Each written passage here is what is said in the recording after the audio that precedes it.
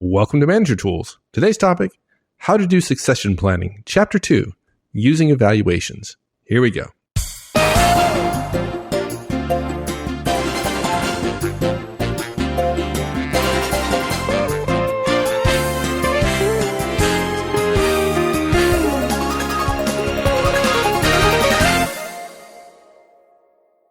You've told me this many times before, that even simple succession planning, just simple succession planning, requires paying attention to the bigger picture.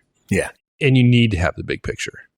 Look, the whole point of succession planning is for the stability long-term of the organization. If you don't think big picture when you're thinking about the organization, you're going to end up with a plan that's too small, too simple, that won't be appreciated or respected or even followed by people who have the ability to make the decisions regarding your succession planning. So that's simple. So, okay, easy enough.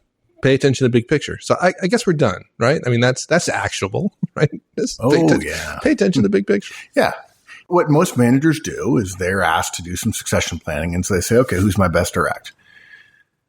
And that's not a bad question to ask. It's just not the only question. It's not really the right question.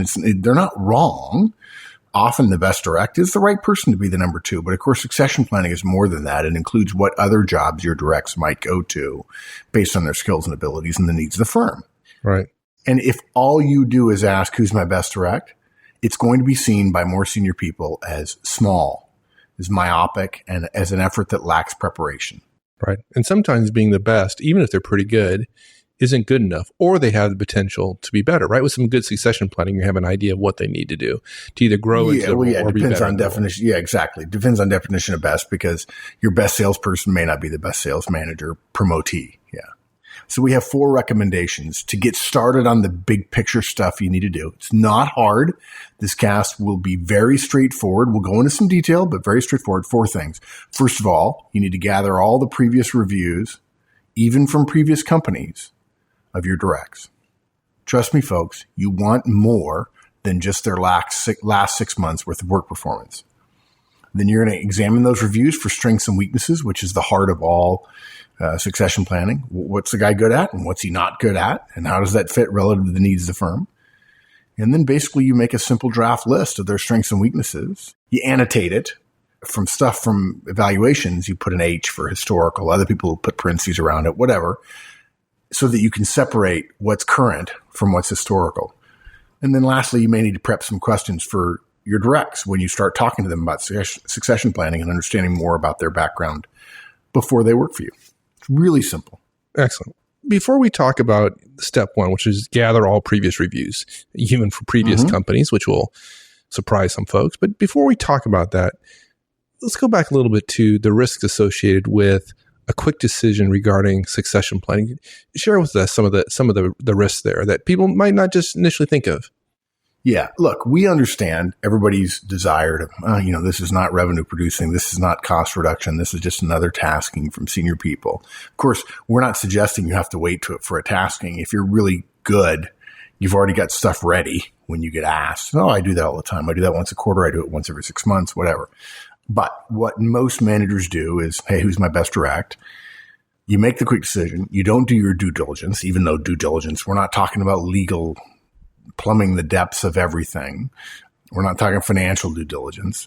But what happens is you put the wrong guy in the job, or you find a number 2 and you put him in there and he fails spectacularly. And look, maybe you work in a forgiving organizational culture, but lots of managers don't. And if the person whom you've done quick succession planning does poorly when they get the opportunity, all of your succession planning efforts are now significantly suspect. You look unprepared. You've hurt the career of your direct, when in fact your direct thinks that you making him or her number 2 is actually a plus. They feel slightly betrayed. Not good. Yeah. It's just not good. And again, we're not talking about a lot of stuff. What's sad about that is that the prep that we're going to suggest people do isn't onerous. It's not impossible to do. So I'll just go right through it. I mean, look, the first thing you do is you sit down, you lean back, and you think big picture. Okay. You ask yourselves, we say, self, I have a question for you. And the question is, if this succession plan that I'm working on works, and my successor, who takes my job, does well, what might happen if he or she continues to do well for the next 5 or 10 or 15 years? Okay. You've basically started the managerial executive progression for this person. That's what you're doing when you do your early sort of quick and dirty succession planning. Okay. In that you're starting on that path, why not do some of the due diligence now by taking a pretty quick, but still a reasonably full, based on the amount of data you can get your hands on, a reasonably full look at the background of the direct. More information is generally better, as long as it doesn't take days and weeks and months to get at it. Why not make sure you're seeing things the way they really are, rather than the easy way, rather than checking the box, yes, I told HR, I told the VP what he or she wanted to know. Why not do it the right way rather than the obvious way? Yeah, one of the things that surprises me is a lot of managers mistakenly, I believe, think that somebody's been working them for 6 months or a year or 3 years, and somehow they think that they've seen everything. They've seen all the strengths, they've seen all the weaknesses, and they have the entire picture of the individual. Somehow they have a view of the person's entire 15-year career, and that's not true. Not going to happen. Not true. Yeah. And look, the moment you do some big picture thinking and think about the importance of what you're starting, you do feel a need. Most of us do feel a need to review previous background for strengths and weaknesses. We don't want to not know that somebody struggled previously with a particular person and you didn't know that person. And then realize, they may have to work with a person like that in the future, and you're not preparing them for it. Oops. And by the same token, oops, right, yeah. And you set them up for it. Or you don't want to miss a strength that is clearly proven in previous work that could open up other doors for your direct. And maybe you haven't called upon that strength, and that person could be shining even more to other people who are going to be making a decision about where they're going to go in their career. Yeah, that could be a great opportunity for the person that you're going to overlook because you weren't aware of that strength. Oops. Again. Yeah, oops. Yeah. So we're going to be creating a simple form with strengths and weaknesses for all of our directs for succession planning. We'll talk more about it in a future cast in this series. And just so you know, the Manager Tools Performance Evaluation form is a one-pager, handwritten with, what do you know at the top, strengths and weaknesses on it. So basically what we do is we ask our directs for their performance history. The first thing we do is we ask HR for what they have from each direct's experience with the firm. Is your experience been when you ask HR that you get a good response from them? Generally. It's not guaranteed, but generally, yeah, sure. 70% of the time, yeah, you get a good response. But I admit, we're not going to launch it. We'll tell you how to ask in just a second, but I'm not going to launch this and imply that every manager who ever asks is going to be given the confidential personnel jacket of all their directs. But yeah, we usually do. Sometimes, though, there is a person, doctrinaire, reflexive, let's just call him or her a functionary, who's in HR, who says no. Now, look, it's regrettable. And frankly, it's a good reason to dislike HR. But, I might say to hate HR, but we're not HR haters here anymore. Now, look, folks, if somebody from HR wants to tell me, wants to tell Mike and I, wants to send us an email, why it is that you get to store evals and review them and then not share them with the manager who works with that person day to day, feel free. Send us a mail. The idea that a direct works for Mike and then a year later the direct works for me and I'm not allowed to see his previous evals, but senior people are when they're considering succession planning, or HR can look at them anytime they want. I've had that told me before. And just like, are you smoking crack over there? Do you understand that just because the files are in your office doesn't mean you get to control them arbitrarily? Here's what you say. You say to the HR person, hey, I'm having to do some succession planning. Ready now, ready next, the usual stuff. I need copies of evals for my folks for their time at our company, X Corp, we'll call it. If you have stuff from before here, in other words, they worked for another manager previously, or if you have stuff from other firms as part of an application packet, I'd love to see that too. When can you have it all together for me?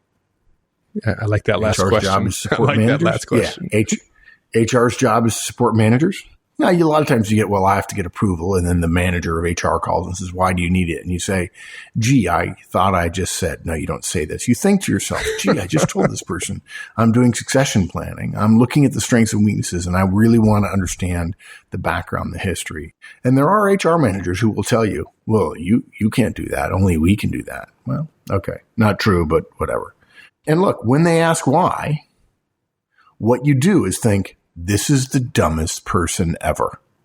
We authorize you to say to yourself in your head, in your inside voice, this is the dumbest person ever. And folks, if you don't have a good inside voice, then don't say it. Yeah, then you don't get to think that. Right. That's right. And we're not recommending you say that. We're recommending you think it. We're recommending you be sweet as pie and not say it. And what you do when they say why, say, dude, this is basic succession planning. This is how it's done. You get everybody's history and you make sure that the path you're considering them for isn't a concern relative to their past strengths and weaknesses. When can I have them? Not can I have them. When can I have them? Yeah. Slightly different. Yeah. And look, HR might resist. And if they do, then you can really seriously dislike them. Again, we're not haters here, but it amazes me that 30% of the time or 40% of the time, actually, you get this kind of pushback. Now, look, if that happens, you go over their head. You mean go to your boss or go to the head of HR? Either one, right? There are two ways to do it. When you go over somebody's head, you can go to your boss or you can go to that naysayer's boss in HR. We recommend you go to the HR boss because your boss doesn't want to fight your battles for you. Although if you have a great relationship with your boss and you think she would, then okay, fine, do that. And basically what you do with the HR person or with your boss is same drill, same question. We do recommend before you start thinking, I'm going to have to talk to somebody else, that you get from the HR person a clear rationale for the no that the functionary is giving you. So you see whether or not, if you get told no again, whether or not it's the same no. And if you get a different one, then you can hate them and use your outside voice. Yeah. I mean, look, I'm going back to my boss and I'm saying, look, I got two different no's for two different reasons. They just don't want to give this stuff up. I had an HR manager once say, well, really seriously, it's because we don't have people to go into the file room. Well, I'll go into the file room. Oh, well, you can't. Why not? Well, am I authorized to see the files? Yeah. But there's other stuff in there you're not supposed to see. I mean, I literally thought I was in pardon guys, the Soviet Union. I thought it was in a Kafka play. Like we're all going to turn into bugs or something. I mean, really, what? I can't have access, but you don't have time.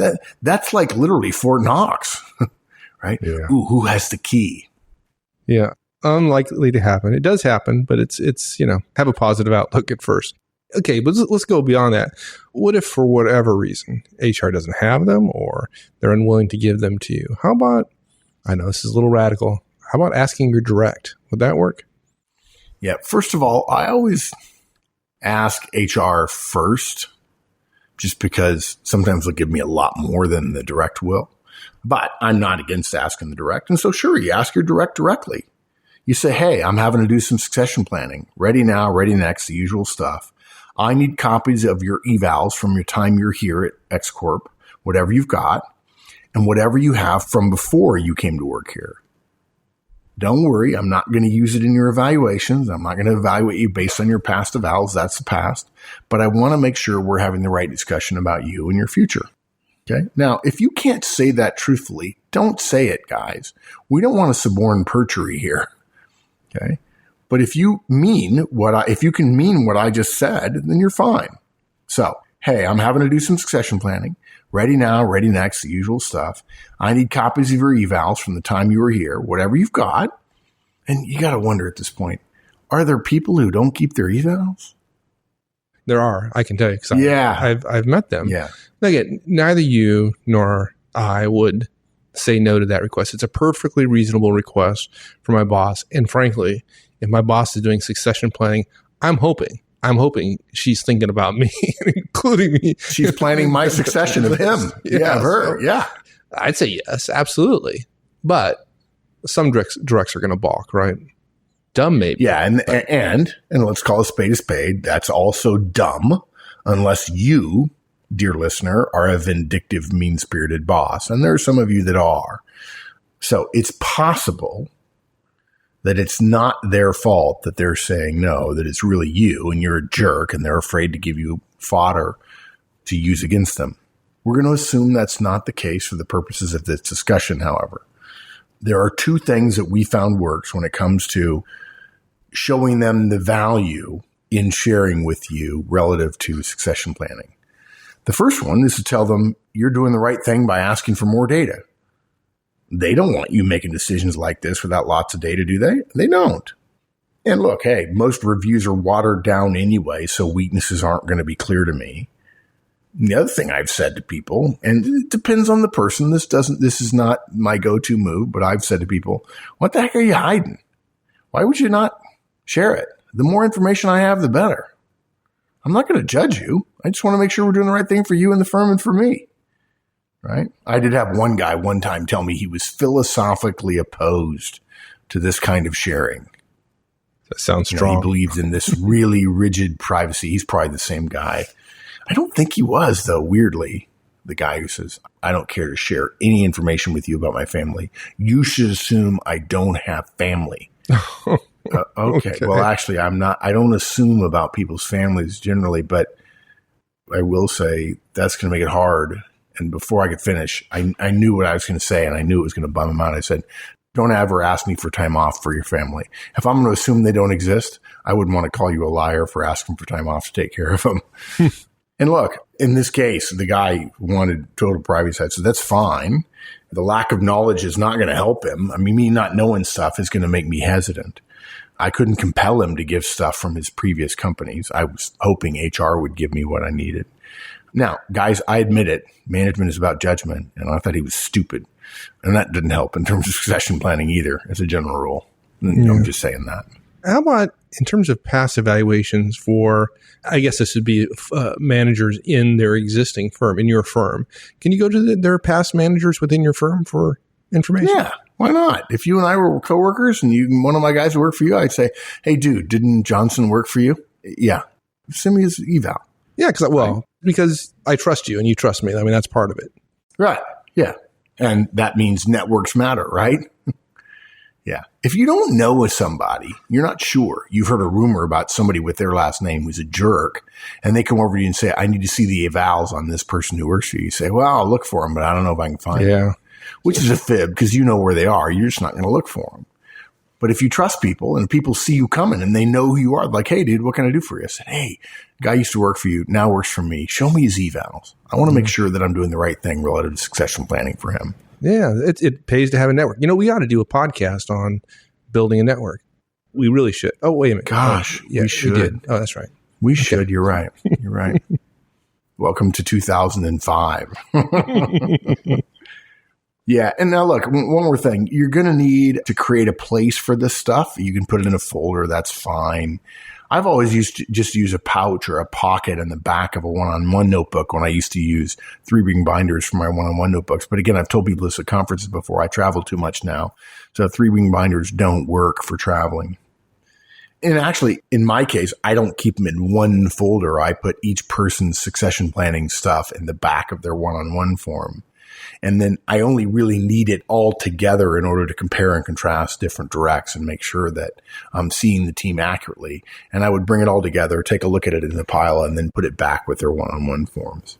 In my mind, having it with the basic stuff that I generally interact with my team on, which would be obviously the one-on-one form, then that's where I'd want it.